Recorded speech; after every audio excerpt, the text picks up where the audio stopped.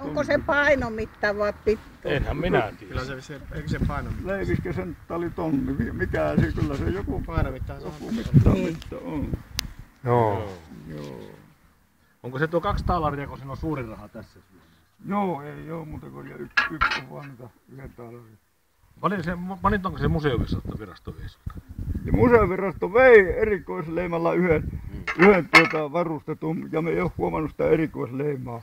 Niin. Että se vei niistä yhden. Mikähän siinä oli erikoista? No sitäpä ei, että minkälainen oli se erikoisleima sitten, niin se oli erikoisleimalla varustettu, oli sitten siinä paperissa. No Tukholmassakohan nuo on tehty vai missä nuo rahat? Vai onko se ollut jossain? Missä se on se Avestan rahapaja?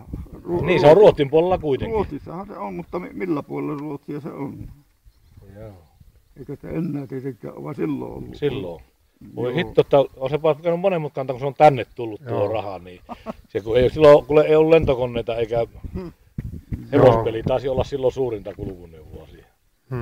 Onhan niitäkin laivasta kuin laivat. Se on ihan aika, se on niin silloin on löyty piiloon. Niin kuin se on ollut täälläkin. Ja siinäpä on ollut jotakin muitakin rakennuksia, ja se on sitten, kato kun on ruvettu tuohon 900 rakentaa, niin ei sitä ole huomattu, tietty, että sillä rahoja on tuolla. Se on, kato, siitä on voitu siirtää, vaikka nuo aitat on voinut olla tuossa, ne on siirretty tuonne. Niin tuonne, joo. Niin, sitä ei kukaan tiedä, mitä rakennuksia siinä on ollut tuossa sitten, kun on ruvettu rakentaa tuo 900 siihen tuohon. Niin tuohon. Niin, että Joo. joo. No se oli osuuskauppa oli jo silloin täällä. Silloin kun sanoit, että se oli kokkos, sanotko, että joku kokkos oli, kun se palo sitten? Osuuskauppa.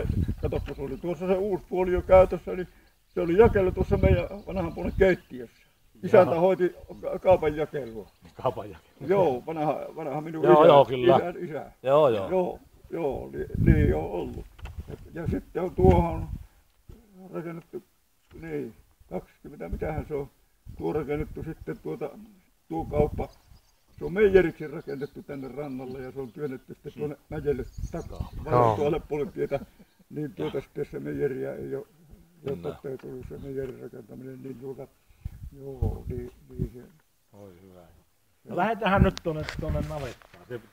On se kyllä pahat ei rahoja vie sulta. No ei niitä tuuli.